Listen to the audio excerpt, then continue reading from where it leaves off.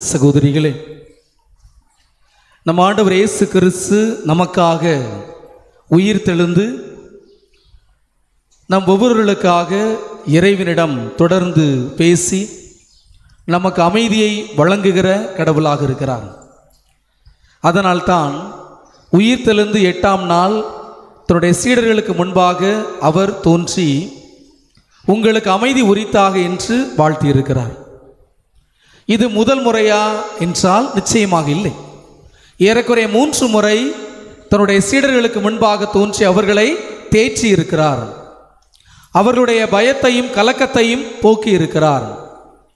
அவர்கள் இனிமேல் தங்களுக்கு வாழ்க்கை இல்லை என்று நம்பியிருந்த நிலையில் அவர்களுக்கு தோன்றி நான் எந்நாளும் உங்களோடு இருப்பேன் என்று அவர்களுக்கு வாக்குறுதி கொடுத்து தன்னை முழுமையாக வெளிப்படுத்தி மறைநூலில் தன்னை குறித்து சொல்லப்பட்டது எல்லாம் நிறைவேறும் என்கிற உண்மையையும் அவர்களுக்கு முன்பாக தெளிவுபடுத்தி இருக்கிறார்.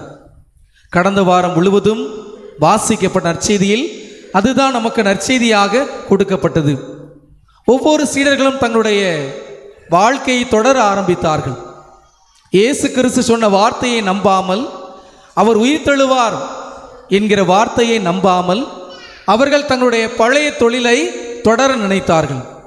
அதனால் தான் 2 சீடர்கள் எம்மாவுஸ் நோக்கி சென்று கொண்டு இருக்கிற போது இயேசு அவர்களோடு பேசி ஒரு வழிபோக்கர் போல உரையாடி எல்லாவற்றையும் மீண்டும் நினைவு கூர்ந்து அவர்களுக்கு உண்மையான கடவுள் என்பதை அப்பத்தை பிற்கிற போது அவருடைய கண்கள் திறந்து கொண்டன என்று நாம் பார்க்கிறோம். அடுத்தபடியாக சீமோன் பேதுரு தன்னுடைய பழைய தொழிலான மீன் பிடிக்கின்ற தொழிலை செய்கிறார். அவர் கப்பலில் மீன் பிடிக்கிற போது அவருக்கு ஒன்றும் மீன் கிடைக்கவில்லை. இயேசு கிறிஸ்து கரையின் அருகில் நின்று கொண்டு வலையை ஆழத்திற்கு போடுங்கள் என்று சொல்கிற போது ஏதோ ஒரு மனிதர் சொல்கிறார் என்று நம்பி வலையை போடுகிறார். அதிகப்படியான மீன்பாடு கிடைக்கிறது.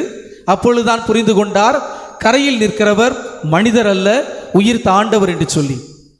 ஆக இன்றைய நாளிலும் கூட 8 நாட்களுக்கு பிறகு மீண்டும் தன்னுடைய சீடர்களுக்கு அவர் தோன்றியிருக்கிறார்.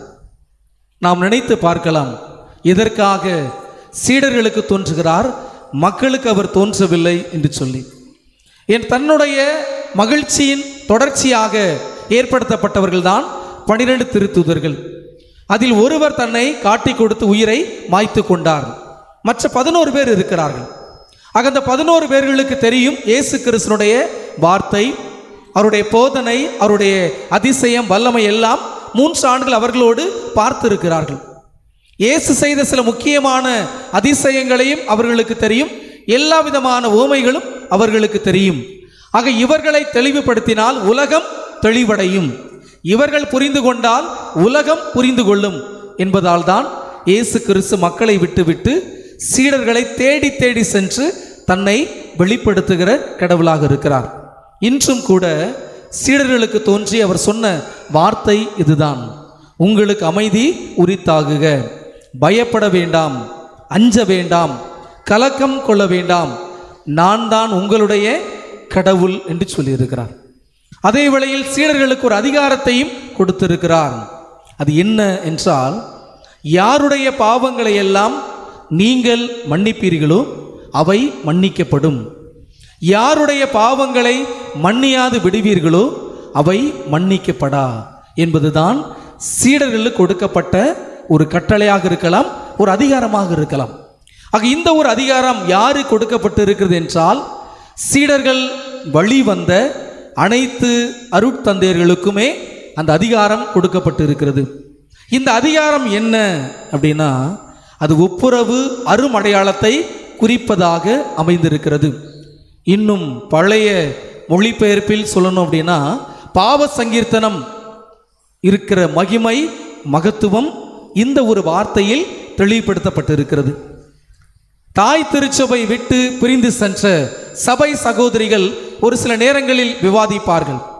எதற்காக உங்களுடைய பாவங்களை உங்களைப் போல் இருக்கிற சக மனிதரை போல் இருக்கிற ஒரு அருக்குருவானவரிடம் சென்று எதற்காக பாவ அறிக்கை மேற்கொள்ள வேண்டும், நேரடியாக கடவுளிடம் பாவ அறிக்கை செய்து கொள்ளலாமே என்று தாய் திருச்சபை விட்டு பிரிந்து சென்ற பிரிவினை சபை சகோதரிகள் நம்மை பார்த்து கேட்பது உண்டு.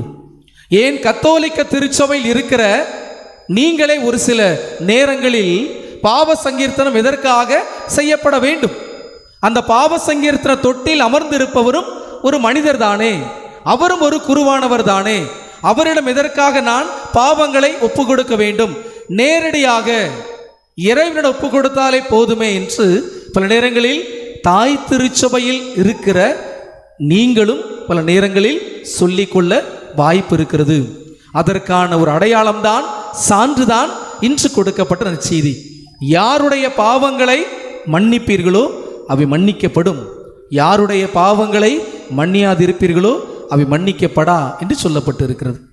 அதே வேளையில் 12 திருத்தூதரில் ஒருவரான திதிம் என்னும் தோமா அவர்களோடு இருக்கிறார்.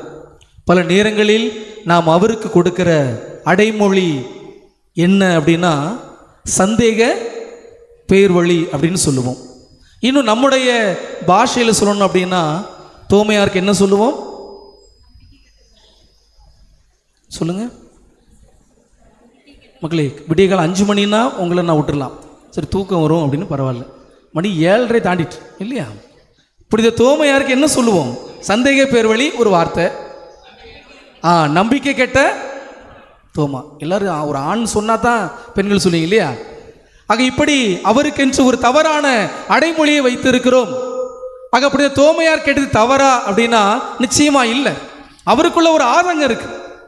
ஏன்னா அப்படி தோமையாரை பற்றி வரலாறு என்ன சொல்லுகிறது அப்படின்னா, இயேசு கிறிஸ்து இறந்து அடக்கம் செய்யப்பட்ட பிறகு எல்லா சீடர்களும் தோமையாரை தவிர்த்து எல்லாருமே தங்களை பாதுகாத்து கொள்ள ஒரு அறையில் அடைத்து கொண்டார்கள். ஆனால் அப்படி தோமையார் மட்டும் வெளியே சுற்றி திரிந்தார் அப்படின்னு சொல்றாங்க. வெளியே சும்மா சுற்றி திரியல, அவருடைய மேல் ஒரு பை இருந்தது. அந்த பையில் இயேசுவை அறையப்பட்ட அந்த 3 ஆணிகளை பத்திரமாக வைத்து கொண்டுதான் சுற்றி திரிந்தார். எதுவும் செஞ்சிடுங்கடா, எனக்கு பயம் கிடையாது என்று சொல்கிற ஒரு திருத்தூதராகத்தான் புனித தோமையார் யாருக்கும் பயப்படாமல் வெளியே சுற்றி கொண்டிருந்த அவருக்கு ஒரு ஆதங்கம் இருந்தது. என்ன ஆதங்கம் அப்படின்னா, ஆண்டவரே நீங்க அவருக்கு தோன்றியிருக்கிறீங்க. எம்மாவு சீடர் பயந்து போயிருந்தான், நானாவது வெளியே சுத்திக்கிட்டு இருந்தேன், ஆனால் அவங்களுக்கெல்லாம் நீங்க போய் உங்களை வெளிப்படுத்தி இருக்கிறீங்க. அடுத்து சீமோன் பேதுரு உங்களை 3 முறை மறுதளித்தார், அவருக்கெல்லாம் கடற்கரையில் போய் தோன்றியிருக்கிறீங்க. நான் உங்களோடு கூட இருக்கிறேன், யாருக்கும் பயப்படவே இல்லை. உங்களை அறிய பயன்படுத்தப்பட்ட 3 ஆணிகளையும் என்னோடு வைத்து நான் சுற்றி திரிந்தேன். அப்ப எனக்கும் பார்க்கணும் ஆசை இருக்கா இல்லையா என்க ஆதங்கம் அவருக்குள்ளாக இருந்தது. அதை வெளிப்படுத்தினார் இயேசு கிறிஸ்துவும். அந்த ஆதங்கத்தை சரியாக புரிந்து கொண்டுதான் தோமா ஐயம் தவிர்த்து நம்பிக்கை கொள் அப்படின்னார். ஆக தோமா யார் சார்பாக கேட்டிருக்காருன்னா உங்களுடைய சார்பாகத்தான் கேட்டிருக்கிறார். மக்கள் அனைவருக்குமே இயேசு பார்க்கணும் ஆசை இருக்கா இல்லையா? இயேசு பார்த்துட்டு தானே இருக்கிறீங்க, பகலியோ இன்னைக்கு என்ன கேள்வி கேட்டாலும் சரி வாயை திறந்து விடான்றீங்களோ.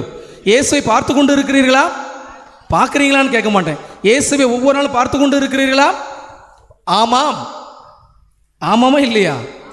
ஒரு சில பேர் வெயிட்ன்றீங்களோ? கிடையாது, ஆமாம் தான் சொல்லணும், சரிங்களா? ஆக இயேசுவை பார்க்க வேண்டும் அப்படின்னு நினைக்கிறவங்களுக்கு தான் இயேசு கிறிஸ்து இந்த பதிலை சொல்லி இருக்கிறார்.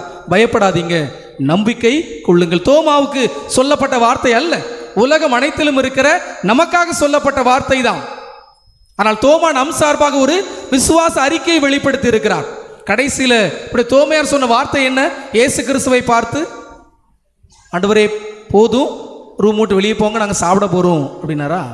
என்ன சொன்னாரு? ஃபாதர் பிரசங்க ரெடி பண்ணிட்டு வரல, கேள்வி கேட்டு என்ன சொன்னாரு? மக்களை, நான் கேட்குற கேள்வி எல்லாம் சொந்த கேள்வி இல்லை, ஏதோ புத்தகத்தை பிடிச்சி கேட்கல. நற்செய்தியில் என்ன சொல்லப்பட்டிருக்கோ அதுதான் கேட்குறேன். நற்செய்தி நான் தான் வாசித்தேன், நீங்களாம் கேட்டீங்களா இல்லையா? ரைட். இப்போ தோமையார் என்ன சொன்னார்? இயேசுவை பார்த்து, உயிர்த்த ஆண்டவரை பார்த்து கையை காட்டினார் இல்லையா விழாவில்? அப்போ சொன்னார் இல்லை வேண்டாம் வேண்டாம். அப்புறம் என்ன சொன்னார்? அடுத்தபடியா ஒரு விசுவாச அறிக்கையை வெளியிட்டார். ஒரு 2 வார்த்தை தான், உங்களுக்கு எல்லாம் தெரியும், சொல்லுங்க பாப்போம். நீரே என் ஆண்டவர், நீரே என் கடவுள், அவ்வளவுதான். இப்போ தோமையார் நினைச்சாலே போதும், இந்த 2 வார்த்தைகளும் நமக்கு நிச்சயமா ஞாபகத்துக்கு வரணும். நீரே என் கடவுள், நீரே என் ஆண்டவர். இதை விட வேறு மிகச்சிறந்த ஒரு ஜெபம் இருக்க முடியாது.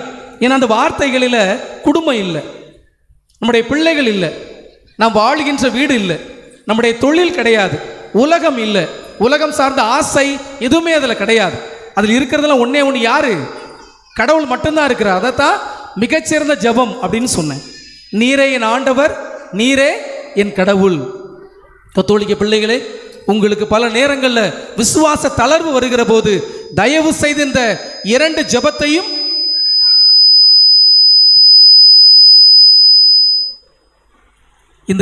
ஜெபத்தையும் மட்டும் சொல்லி பாருங்க.